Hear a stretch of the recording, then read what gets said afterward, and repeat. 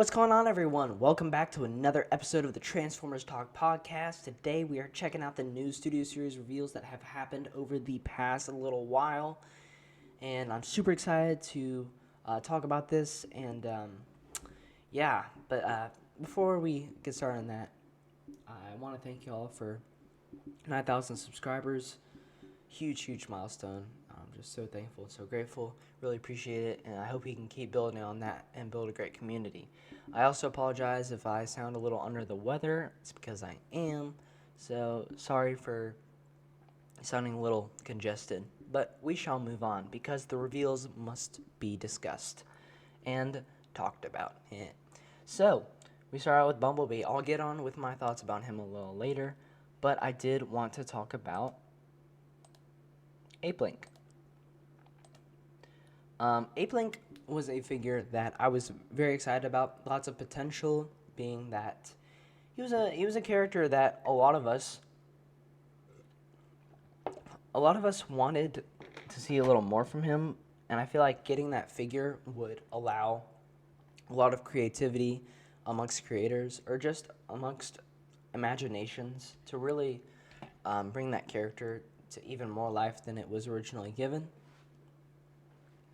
And getting this figure would have really shot that up. But what we got wasn't exactly great. I was expecting this guy to get rid of the accessories, which I'm fine with. We already got the accessories with Primal.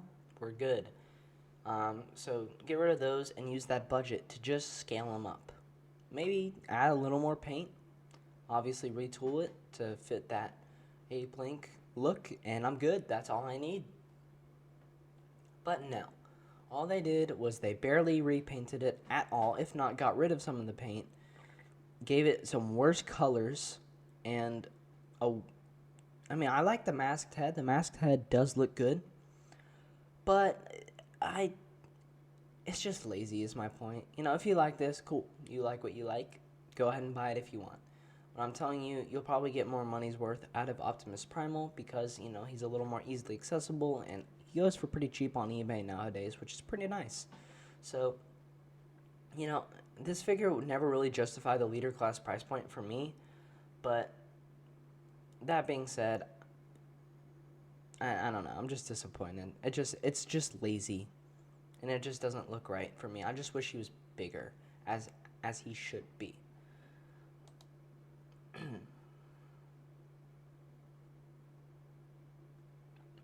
And yeah, he comes with the same accessories, if not less. Nah.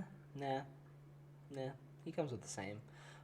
I like how they just really did not add any detail paint to the Transwarp key. That's awesome.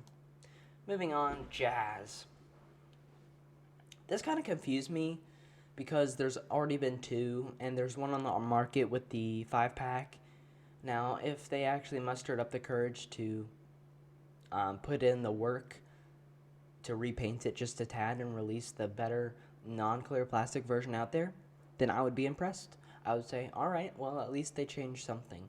Knowing them, that's not going to happen. And they're releasing Perceptor later. Why? Who knows? I know he's coming with, Ramhorn and stuff, but, it doesn't make sense. Why reissue a figure that no one asked for instead of a figure that... I'm sure you could name so many better figures that could have been reissued, such as, Leadfoot, Barricade, Lockdown, Jet Shatter, Card Dropkick, and so on and so forth. I don't have to go on and on. You guys get my point. So why they reissued this is beyond me. You guys will still get a chance to pick up a cool figure, but, if you didn't already with the 5-pack and with the easily accessible figure, then I don't know, man. I just don't get it. Moving on to Ironhide. Ooh, this looks sweet. Ratchet, as you know, is one of my favorite figures that has come out from the Gamer Edition subline. Really, I'm going to say it's the best one that subline has to offer. And adding that retooling in my opinion, better colors with new accessories and, just an overall, just a great offering from Hasbro here. Very, very impressed And, you know, the stock photography doesn't do it justice. This looks awesome. Moving on, we've got Q. Q is interesting because I don't really see much articulation here. I don't see any ankle pivot, which kind of stinks. Again, that's probably just a testament to how bad their stock photography is. But who knows? I don't know. I'm excited for this figure just because I'd like to add to that Autobots shelf. You know, I think all of them are unique in their own way, and this one especially. I like the accessories. I think they did well on the sculpting from what I can see in this bad picture. I'm just very interested to see what they do moving forward. That's all I've got to say. Then we've got Night Optimus. Now, this is a predicament to me. You know, I really love what's happening down here with the leg design. It really reminds me of what they did with the Unique Toys Challenger. Now, if you know me, you know that's my favorite figure in my collection, and arguably, well, I guess it is for me, the best figure in my collection. So, you know, having any traces of that is a very, very good thing. That being said, the backpack doesn't look great. But if you look a little closer, it appears to be that there is a shield back there. Does that mean the backpack has a little more than meets the eye? I don't know. But, I don't know. I feel like just one little hinge, just going, I think that would have fixed it right up, made it look a little better. And another thing that I was thinking about was, if the sword and the shield are included, would that compromise the figure? I mean, I'm perfectly cool with getting the sword and shield, don't get me wrong. But if we didn't have that, would that make the figure better or would it make it worse? That's just something I'm thinking about. Would that make the figure smaller? Is this going to be a Voyager size figure? Who knows? I don't know. And how are they going to justify it? Is this going to be another Optimus Primal type of situation, which a Voyager figure with nothing super inspiring in terms of engineering, decent quality and heft, decent articulation? I don't know. I don't know what to expect, but for now, those are my thoughts. And of course, Dark of the Moon Shockwave, one of the coolest figures to be released out of this Studio Series line, man. He looks so sick. And, you know, I've got the Byway one. I'm pretty solid, but for those that want a chance to pick this up, don't miss your chance. This is one of the coolest figures. And, yeah, man. I'm just so glad that they're listening to the fans and starting to reissue figures that actually need it. Slightly. They're still picking their footing here. That's not the right way to put it, but you get what I mean. And then, of course, Bumblebee. This is why I held off my thoughts, so we have a better picture to actually, you know, give my thoughts on. Yeah, man, he looks good. And, you know, he shares that engineering with the 102, and it appears the Volkswagen B with that backpack design and the wing design. And, you know, the wings kind of throw me off just a bit, but Toys R Us has a video already up, so I did take a peek at that. If you guys want to check that out after this video, I would recommend it, just getting a look for yourself. He looks really good. I just love how he looks. Such an upgrade over that premium finished version that I own, and just the Volkswagen B in general. I believe it's SS 16 or 18. I don't know. I think it's 16, but he looks good, man. I really, really dig how this looks. And the Volkswagen mode also looks really, really good. The only thing isn't even the arms. It's the window shading difference. Why is this different? I don't know. And one more thing to mention here is that in this wave, SS102 will also be reissued. So please just get your chance and pick this up. You won't regret it. It's seriously one of the coolest figures to come out, especially probably one of the better Studio Series Optimuses out there, arguably the second best in my opinion. It's the 86, and then it's that one for me. But yeah, guys, it's great. And moving on to the MCM London reveals, we've got lots to cover here. So first up is Hatchet.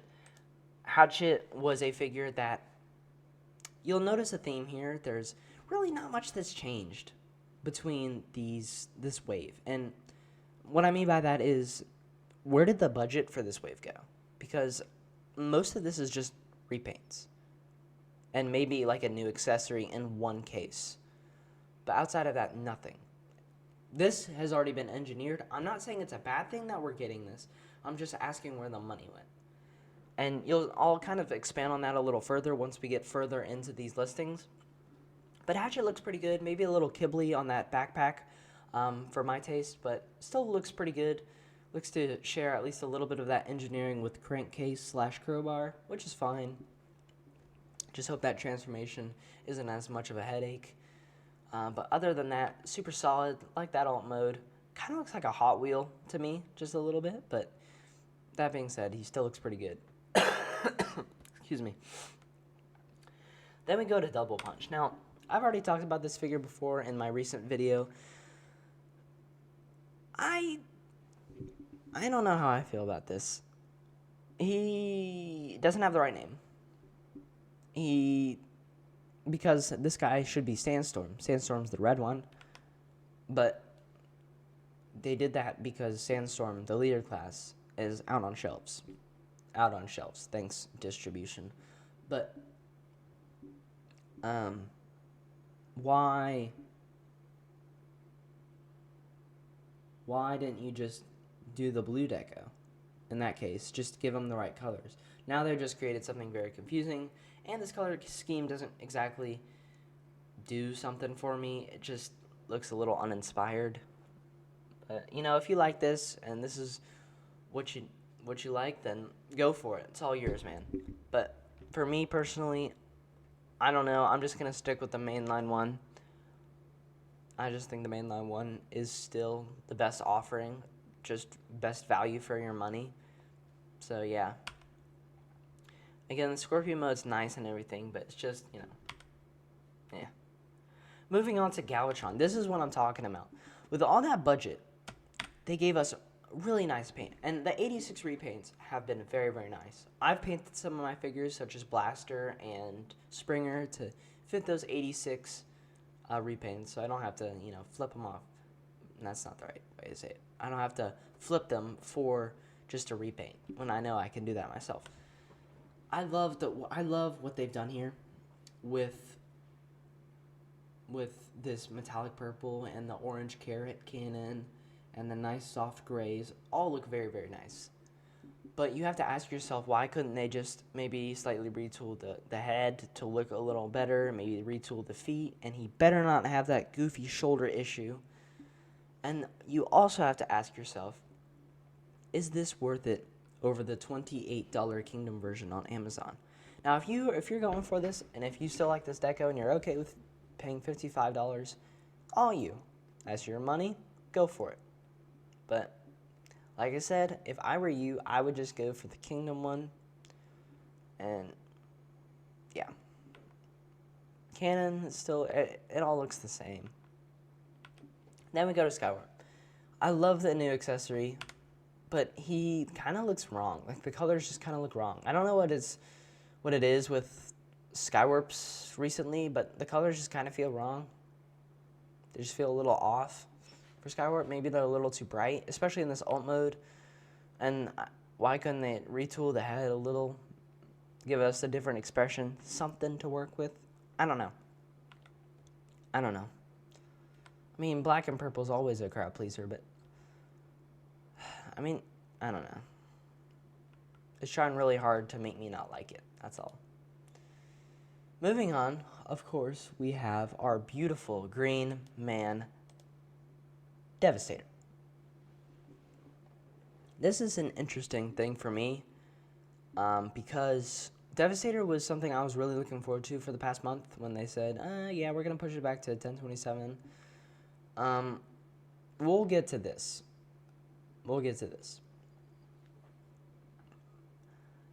I really like how Devastator looks. I think he looks fantastic. Why is the scoop down here? I don't like. That's going straight up. When I have mine, that's going straight up. Like how it should be. The scoop should never be like that. Ever. Ever. If you have a scoop like that, Shame on you. You are evil. I'm just kidding, but no, I'm not. The hands, I would like. It's an improvement off Menasor, I gotta say, but I'm just a little thrown off by these gaps. That's what it is. I've been trying to figure out what it is that's throwing me off about it, and I think it's the gaps. It kind of makes it so that the chest, or the chest plate in particular, seems like it's resting just a little too low. Now, being a colored version might improve this, or it might make it worse. We shall see. I believe the Combiner Wars version, no, because it actually sat up a little higher. Making this sit up just a smidge higher probably would have saved this for me. Just high enough to cover those two holes. I don't know why that they didn't do that. I'm sure there is going to be a mod that comes out that has that to be the case, but we'll see. And you can see, again, looks really, really nice. I'm sure he's going to be a big, hefty boy. And yeah, man, I'm looking forward to it. Mixmaster's front looks a little off. Sorry. And Scrapper, I don't know what that is that he's holding. And that's got to be just something pre-production. And yeah, he's a little taller than Menasor. Not by much though. And where is the rest of the hook for hook? I don't know. These are all good questions, really, that I have. And it looks like he's gonna be 86 prime conveniently. So it looks like it comes up to about half of him. So 286 primes.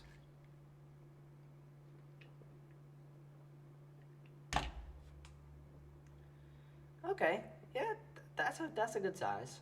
That's about 13 inches, assuming Menasor is 12.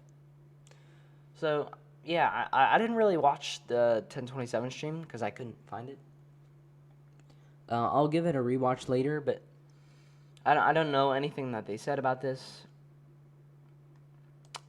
But yeah, those gaps. No bueno. Let's talk about him. Why does he look like that? Why? What? Man. They botched it. I don't know if that's going to have waist swivel. It's going to look really weird. I don't know. But for what it's worth, I'm not super happy with it. It kind of just looks cheap and doesn't look like a big improvement off that Combiner Wars version, especially for it sharing some of the aspects, like the double folding up right there. Yep, that's exactly how the Combiner Wars worked. I don't know, man. It doesn't look quite right for me. And then Scrapper. Now, Scrapper looks good and everything. He looks fine. Looks solid. The feet maybe look way too wide for me, but outside of that, he looks pretty solid. Maybe a little hollow for being a Voyager. And he's the same height as Bonecrusher, if not a little shorter. And I asked my Discord, I said, hey, why is he a Voyager? And they said that basically all of the extra combiner joints.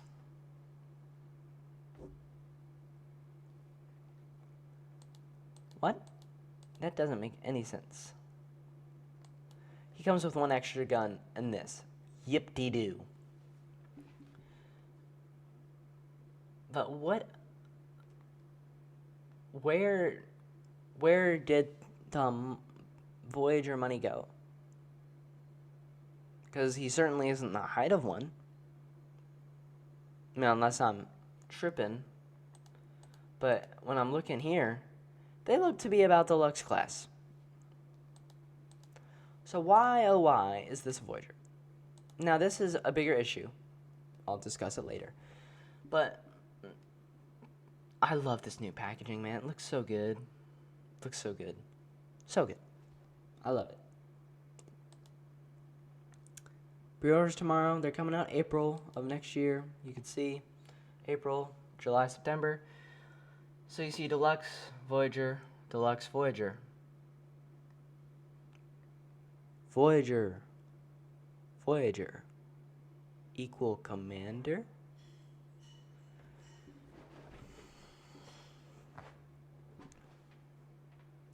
So, I'm just trying to figure out why.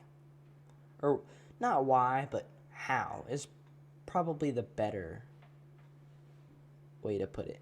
How are they going to justify it being worth a commander class?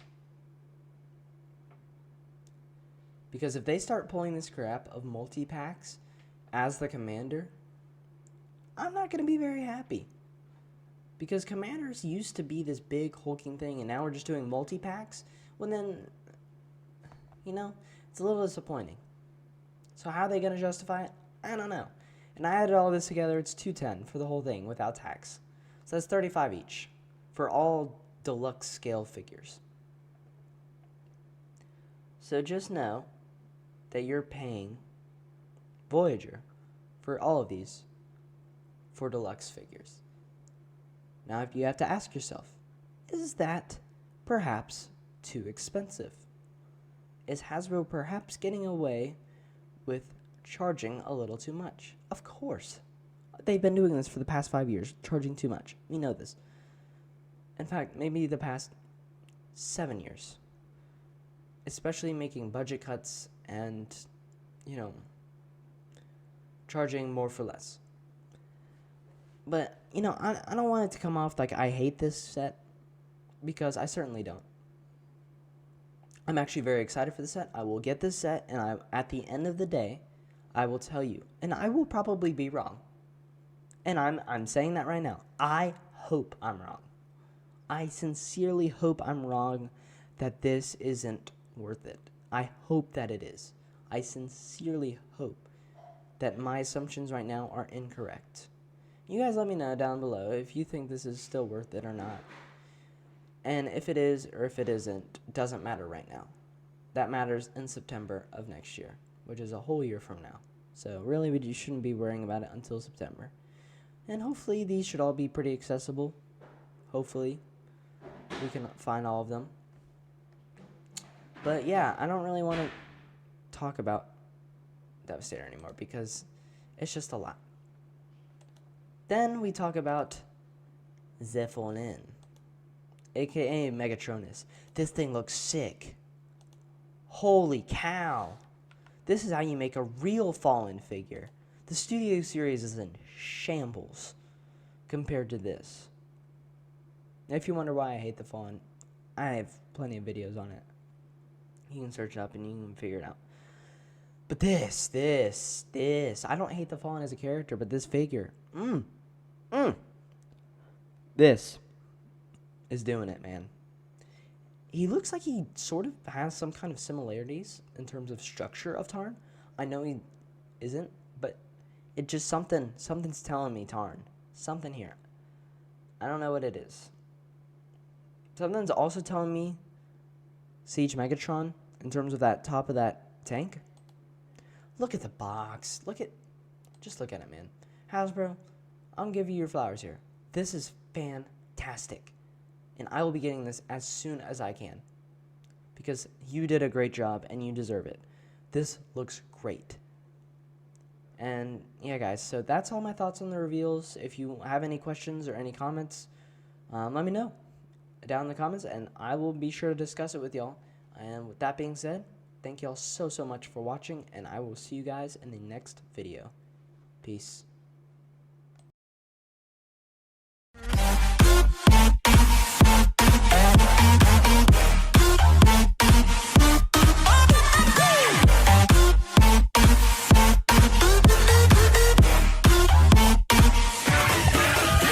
That being said, Solaris